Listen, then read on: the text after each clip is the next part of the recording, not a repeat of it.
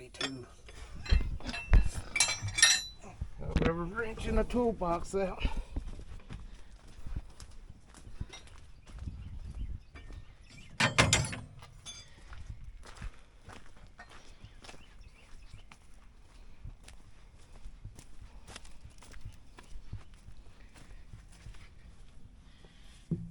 Right here.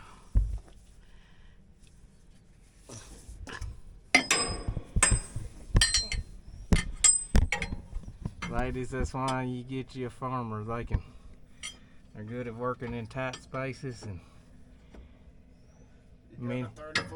many different positions. No, I do not. Well, back up in there. Two hydraulic hoses were rubbing together. Or the way they oriented them, they were sitting directly on top of each other where they had no choice but to rub on each other. Are they still on top of each other? I'm sure they are. But if they last another 9,100 hours. Yeah, but them were some booger bears. It's about whoopers. Yeah. Because you had to lay right here on the tire between, it was on your stomach. On your stomach, kind of on top. Either on your stomach or on your nuts. Or on your head. or well, upside down. Tip: John Deere wants you to lay on your belly, upside down, looking up. They've done that ever since 6620. I know, they must be acrobats or something. But yeah, $270 worth of hoses, but the oil leak is fixed, so yep, it was better than what we thought it was going to be. Robert thought it was a transmission seal. Yeah, because the way it looked, the way it was dripping, I thought it looked like it was coming out of the seal, but when we pulled these side shields off, it showed a different story, which was a good story, but hard story. If it was an easy story, it wouldn't be worth telling. I got stories. The tough stories are the best stories. I got stories that would give you nightmares. Yep. That's about like the game farming. It's about like the game with Jumanji. In the jungle, you must wait till the die street 5 or 8. Till weight is 6 or 8. Yep. Sorry we didn't show you, but there was some adjectives used. I know. I'm trying to do better. Every day I'm tested, and every day I fail. I asked this thing. I said, "Are you just trying to make me cuss today?" I think it succeeded. Yep. On this week's list of unexpected repairs, today we are putting a radiator on a 2013 GMC 2500. She been getting a little warm, and I think we got a leak in it. It's getting hot, and at first I thought it was the fan clutch because it would only do it by the idling.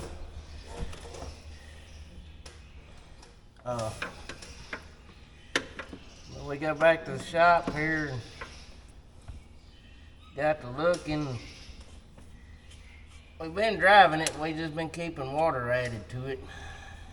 But now it's time to fix it right.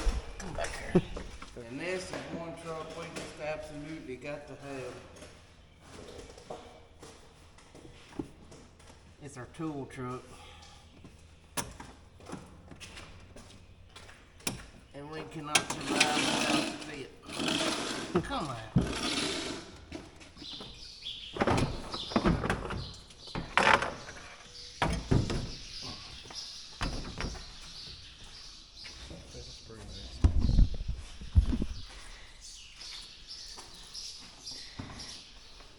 Yeah, it's real damn nasty.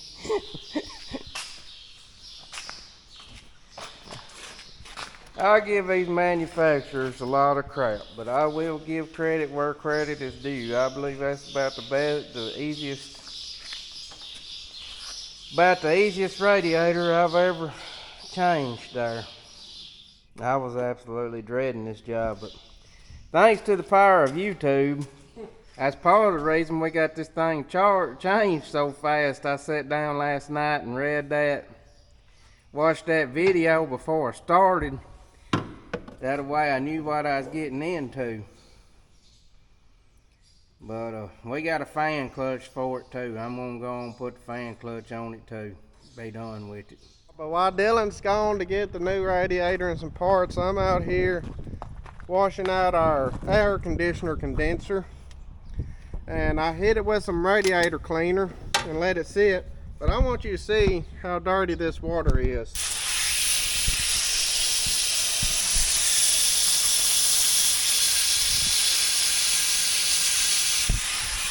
All that dirt and stuff coming out the bottom. It is nasty. No wonder that thing wasn't cooling very good.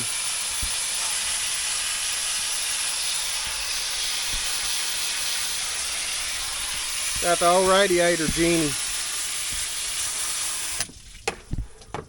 It's gonna be cold now. You can see right there in the corner of the fan shroud all the dirt that we have washed out of the air conditioner condenser. That radiator cleaner is some of the best stuff we have ever gotten. It will clean out a radiator better than anything.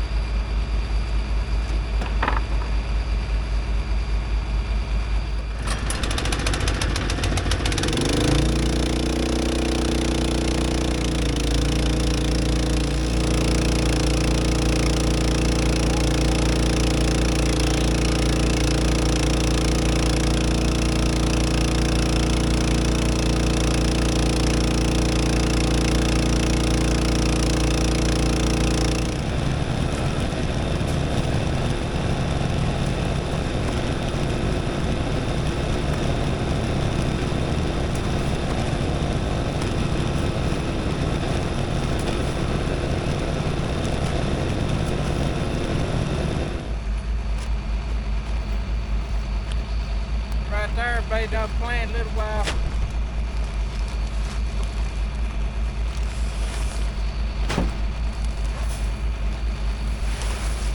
Fill them up.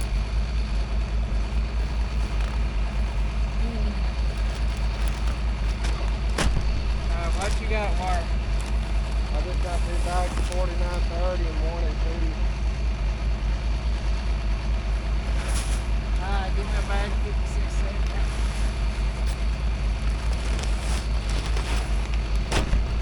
Count, see if there ain't 8 left. 2, 3, 4, 5, 6. 1, 2, 3, 4, 5, 6, 7, 8.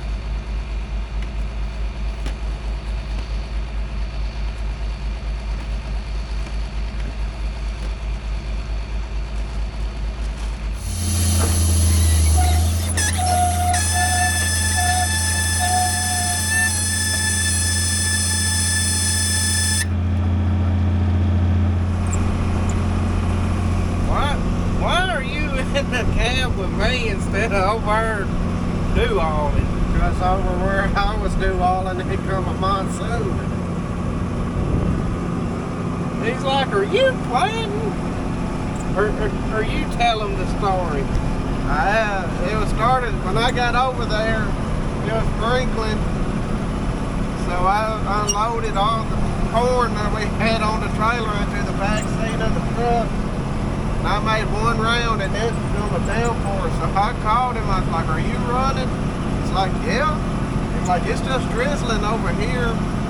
Keep running." So I said, "Okay." So I made another round and I decided I needed to quit. So I came over here. Just trying to, it's one of them days where it's going to just try to rain enough to screw things up. But on the way over here, I thought it was going to be monsooning because down at the end of the road, just not a half a mile, it was raining like cats and dogs. he was expecting to pull up and see me with mud Slung all over the place. stuck all of the tires and the gate wheels and stuff. Yeah. So, But this is what it looks like. Just a few sprinkles, but I don't know, it was getting pretty iffy over here for a minute.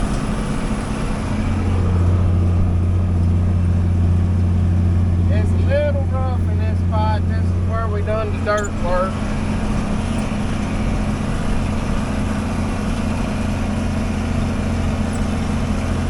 Yeah, let them see some of these big hills we gotta climb.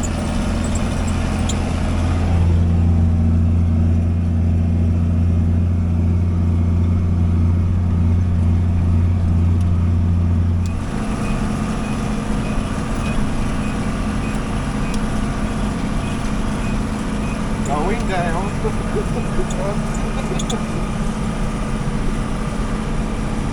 That's one of them farms you gotta put your seatbelt on so you don't fall out of the seat when the nose of the tractor starts going downhill. But this is where we worked on all them terraces and got them planted under. There was an old basin right here, and we think we're gonna have to put it back in. I don't think it's gonna do it to make it without it. Go back up. I changed the direction of the roads.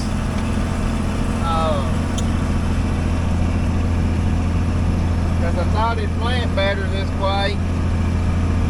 And I kind of like it. Driver don't like it. He said he didn't like the up, down, up, down, up, down.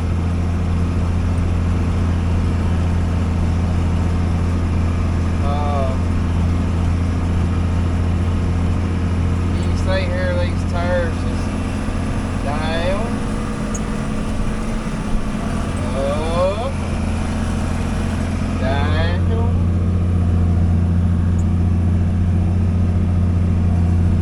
That planter glides over it a little better than the do-all does. Yeah, that do-all ain't got much rocking action.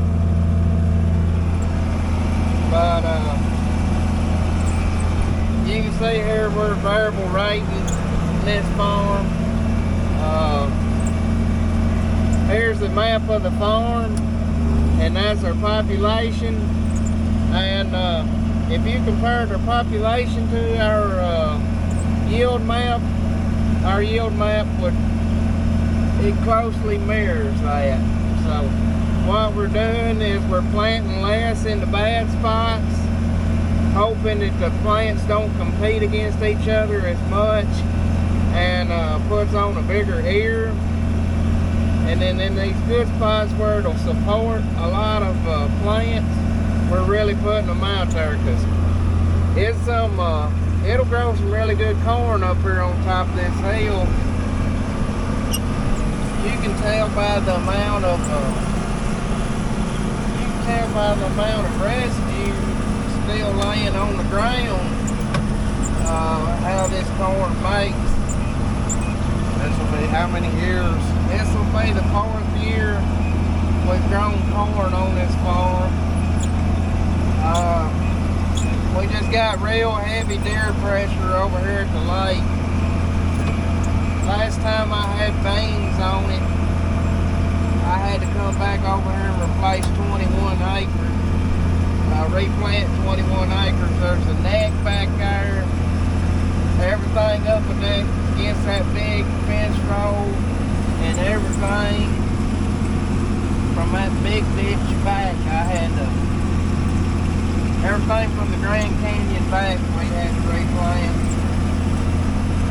Well, I noticed the Grand Canyon, since we pushed all the trees, and It's starting to heal itself up. yeah. We eventually gonna heal this old farm up. We make progress every year. We make it a little easier to plant every year. We eventually gonna get it where I want it. Last year was the best corn crop it ever made.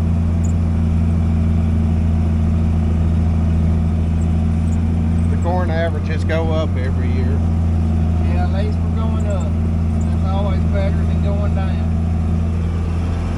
But, say I was going to tell them something.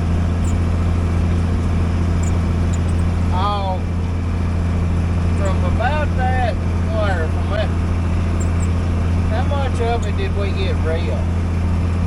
From about that big oak back this way?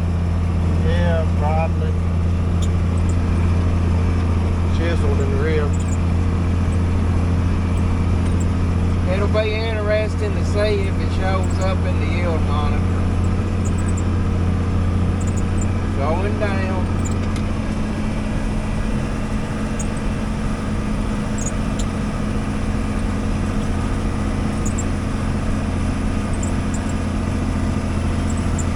I know one thing, I'm about ready to go to a 16-row planter.